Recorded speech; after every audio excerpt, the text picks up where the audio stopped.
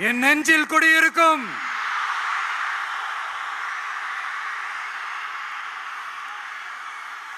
புதுச்சேரி மக்கள் உங்கள் அனைவருக்கும் என்னுடைய வணக்கம். வணக்கம் வணக்கம். எல்லாரும் எப்படி இருக்கீங்க? இந்த ஒன்றிய அரசுக்கு தான் தமிழ்நாடு ஒரு தனி மாநிலம், புதுச்சேரி ஒரு தனி யூனியன் பிரதேசம். அவங்களுக்கு தான் தமிழ்நாடு தனி, புதுச்சேரி தனி, இப்படிலாம் இருப்பாங்க. ஆனா நமக்கெல்லாம் அப்படி கிடையாதுங்க. நாமெல்லாம் வேறு வேறு கிடையாது. நாம் எல்லாரும் ஒண்ணுதான்.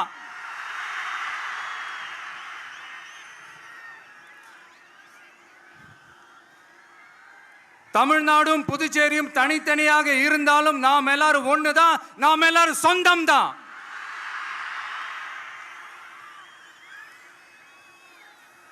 வேற வேற வீட்டுல, வேற வேற ஊர்ல, வேற நாட்டுல, வேற ஸ்டேட்ல இருக்கிறதுனால நாம் எல்லாரும் சொந்தங்கள் இல்லைன்னு ஆயிட முடியுமா? அது எப்படி முடியும்? இப்ப பாத்தீங்களா, ஒருத்தருக்கு ஒருத்தர் பார்த்துக்கும் போது அந்த பாச உணர்வு, அதுதாங்க, அது மட்டும்தான். அது இருந்துட்டாலே போதும், வேற எதுவுமே தேவையில்லை.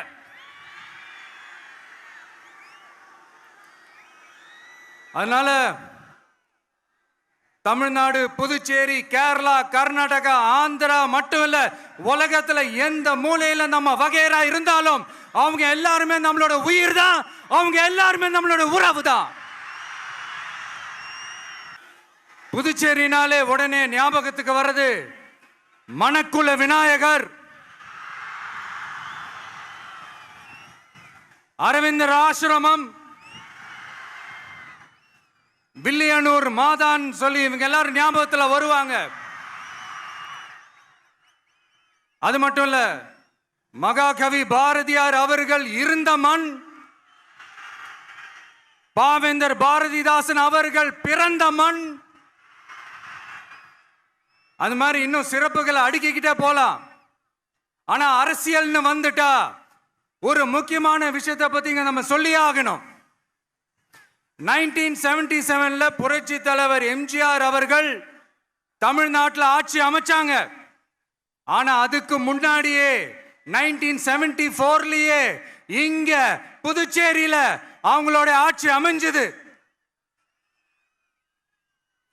அதனாலதான் அப்பவே சொன்னாங்க, நமக்காக வந்தவர் எம்ஜிஆர், அவரை தமிழ்நாட்டில் மிஸ் பண்ணிடாதீங்கன்னு நமக்கு அலர்ட் பண்ணதே புதுச்சேரி தான். அப்படிப்பட்ட புதுச்சேரியை நம்மளால மறக்க முடியுமா? அது மட்டும் இல்ல, இங்க இருக்கிற மக்கள் தமிழ்நாடு மாதிரியே புதுச்சேரி மக்களும் என்ன கிட்டத்தட்ட ஒரு 30 வருஷமா என்ன தாங்கி பிடிச்சுக்கிட்டு இருக்கிறீங்க.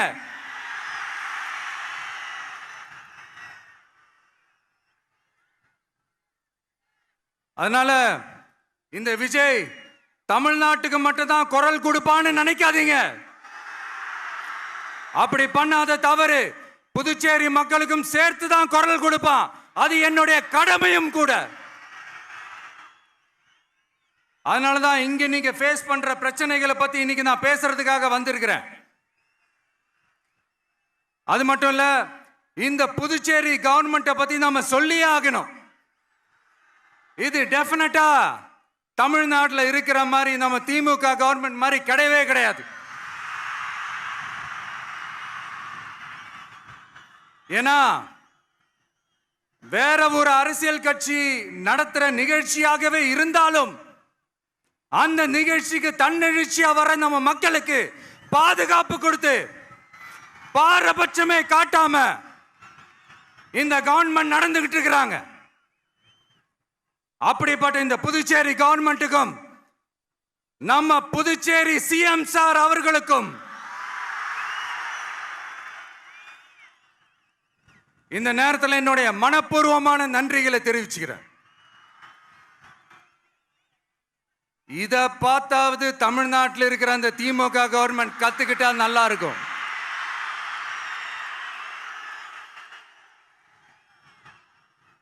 ஆனா அவங்க கத்துக்க மாட்டாங்க. பரவாயில்ல, வரப்போற எலெக்ஷன்ல 100% கத்துக்குவாங்க.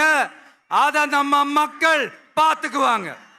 புதுச்சேரியில் இருக்கிற கவர்மெண்டோட கூட்டணி ஆட்சியில இருந்தாலும் புதுச்சேரிய ஒன்றிய அரசு எதிலையுமே கண்டுக்கல் என்றது புதுச்சேரி மக்களான உங்களுக்கு நல்லாவே தெரியும்.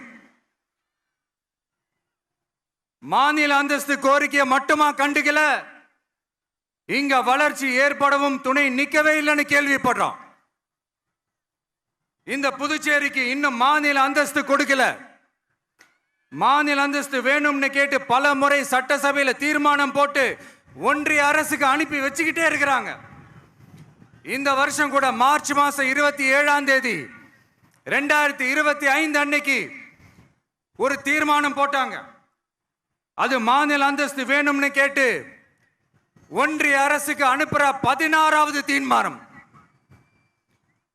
புதுச்சேரி காரைக்கால் பகுதிகளில் மூடப்பட்ட 5 மில்கள், பல்வேறு தொழிற்சாலைகளை மீண்டும் திறக்கிறதுக்கு இதுவரைக்கும் ஒரு துரும்ப கூட கிள்ளி போடல. பல்லாயிரக்கணக்கான இளைஞர்களோட வேலை வாய்ப்புக்காக எதையுமே செய்யல. இங்க ஒரு ஐடி கம்பெனி உருவாகணும்ன்றது எண்ணமே இல்லை. அதை பத்தி யார் பேசினாலும் அது அவங்க காதல விழவே விழல. இங்க ஒரு அமைச்சரை ஊழல் குற்றச்சாட்டுல பதவி விட்டு நீக்கப்பட்டு அந்த இடத்துக்கு இன்னொருத்தரை நியமிச்சு 200 நாள் ஆச்சு. இன்னும் அவருக்கு ஒரு இலாக்காவே தரல. இந்த செயல் சிறுபான்மை மக்களை அவமானப்படுத்துறதுன்னு அந்த மக்களே சொல்றாங்க. புதுச்சேரியோட முக்கிய அங்கமாக இருக்கிற காரைக்கால், மாகே, ஏனாம் பகுதிகளில் எல்லாம் முன்னேற்றமே இல்லைன்னு அந்த பகுதி மக்கள் சொல்லிக்கிட்டே இருக்கிறாங்க. குறிப்பா காவிரியோட கடைமடை பகுதியான காரைக்காலை மொத்தமா கைவிட்ட மாதிரி தான் இருக்குது. இது எல்லாமே முன்னேற்றம் அடையணும். டூரிஸ்ட் பிளேஸ் ஆன புதுச்சேரியில போதுமான அளவு பார்க்கிங் வசதி இல்ல, போதுமான அளவு கழிப்பறை வசதி இல்ல. இதெல்லாமே மேம்படுத்தணும்.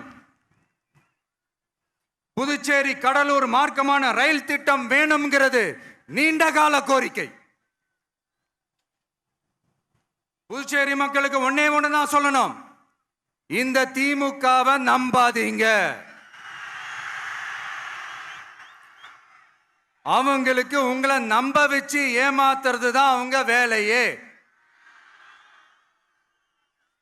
நான் சொன்ன பல கோரிக்கைகளை எல்லாம் தீர்த்து வைக்கிறதுக்கு நம்ம புதுச்சேரி கவர்மெண்ட்டுக்கும் அதோட மக்கள் திட்டங்களுக்கும் ரொம்ப அக்கறையா உண்மையா துணை நிற்கணும். தமிழ்நாட்டை ஒதுக்குற மாதிரி புதுச்சேரியும் ஒதுக்க கூடாதுன்னு நாங்க கேட்டுக்கிறோம்.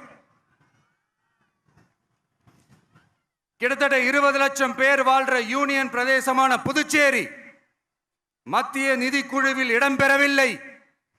அதனால் மாநிலங்களுக்கான நிதி பகிர்தல் அடிப்படையிலும் யூனியன் பிரதேசங்களுக்கான நிதி பகிர்தல் அடிப்படையிலும் புதுச்சேரிக்கு நிதி ஒதுக்கப்படுவதில்லை. அதனால ஒவ்வொரு ஆண்டும் புதுச்சேரிக்கு தோராயமாகவே மத்திய அரசு நிதியை விடுவிக்கிறது. அந்த நிதியும் அரசு ஊழியர்களின் சம்பளம், ஓய்வூதிய தொகை உள்ளிட்ட திட்ட செலவுகளுக்கே சென்று விடுவதால் மீத தேவைக்கு வெளிச்சந்தையிலும் கடன் பத்திரங்களை கடன் வாங்குகிறது புதுச்சேரி. இந்த நிலைமை மாறணும்னா ஒரே வழி, மாநில அந்தஸ்து நம்ம புதுச்சேரி மக்களோட பல்லாண்டு கால கோரிக்கை. புதுச்சேரிக்கு போதுமான நிதி வரத்து இல்லாததுனால வெளியே கடன் வாங்க வேண்டியதா இருக்கு. புதுச்சேரியோட கடனை குறைச்சு தற்சார்பு பொருளாதாரத்தை வளர்த்தெடுக்க திட்டங்கள் வகுக்கப்பட வேண்டும். மாநில அந்தஸ்து வாங்கினா மட்டும் போதாது இல்லையா, தொழில் வளர்ச்சியும் தேவையாச்சே. புதுச்சேரி தென்னிந்தியாவின் முன்னணி இண்டஸ்ட்ரியல் ஹப்பாக மாற்ற எல்லா முயற்சிகளும் எடுக்க வேண்டும். இந்திய அளவில் ரேஷன் கடைகளே இல்லாத மாநிலம் புதுச்சேரி தான். ஏழை எளிய மக்களுக்கு வாழ்வாதாரமே ரேஷன் கடைகள் தான். மற்ற மாநிலங்கள்ல இருக்கிற மாதிரி இங்கேயும் அரிசி, சர்க்கரை, பருப்பு, கோதுமை, எண்ணெய்னு அனைத்து பொருட்களும் வழங்கும் முறை சீராக்கப்பட வேண்டும். கடைசியா மீன்பிடிக்க செல்லும் காரைக்கால் மீனவர்களை அடிக்கடி கைது செய்யும் இலங்கை கடற்படை அவர்களின் படகுகளையும் பறிமுதல் செய்து விடுகிறது.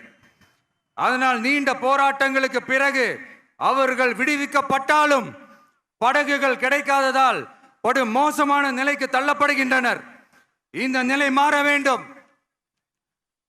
நான் மறுபடியும் சொல்றேன், இந்த விஜய் புதுச்சேரி மக்களுக்காகவும் எப்பவும் துணை நிற்பான்.